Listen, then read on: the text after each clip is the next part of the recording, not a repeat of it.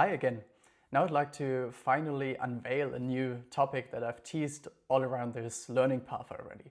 It's the products in AsciiDoc Studio, and it's really a super cool feature to store export settings in one place and reuse them later on when you need a similar export again. There's another cool thing that you can further embed or exclude parts of your document through conditions. So we may have different stakeholder groups, different target audiences that don't need all the same information. For example, there's internal stakeholder groups like your board of advisors who might need more financial information. And there's also elements in the same document that you want to send out to customers, external stakeholders.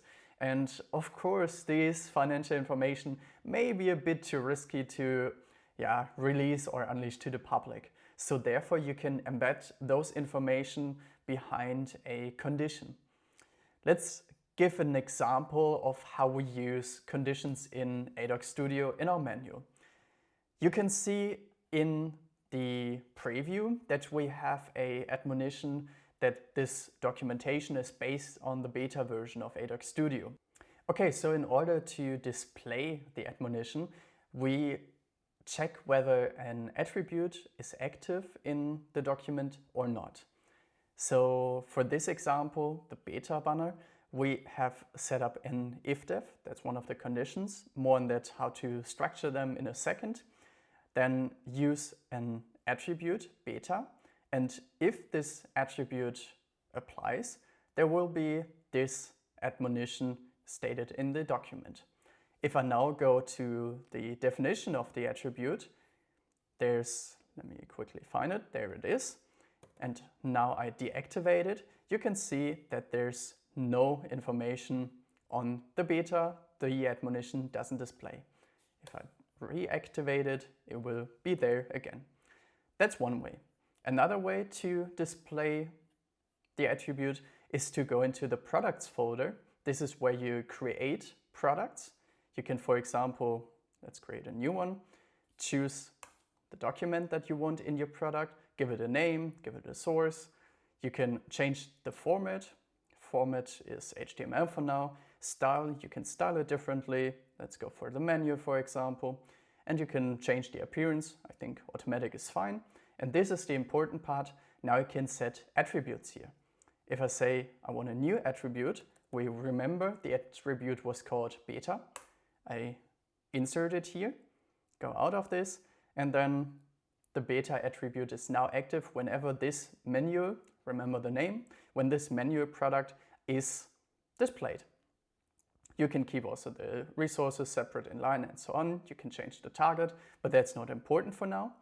I will now go into the file again, and you see HTML for Mac, that's a different product.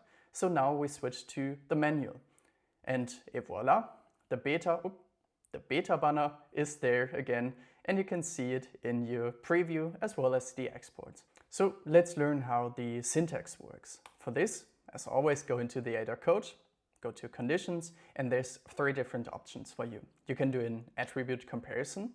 You can say the attribute is already defined, or you can say the attribute is not defined. Attribute defined is what we did with the beta. Attribute not defined, obviously the different way that you say, okay, if beta is not defined, then this text will display. So now let's go into the comparison. For this we say, hey, we have a new attribute. Let's call it if_eval now. And it has a value. These 2 components are necessary. This value can be a numerical value, it can be a text, it can be anything. So then you say on the left-hand side, we have, for example, our attribute here. So we go into the files and say, oh, you know what, I'm too lazy to search, so type in if_eval. Then I have the comparison. So this is what we do. We want to create an equal and then have the text value. Now in this case, when this couple is basically correct, the text will be displayed.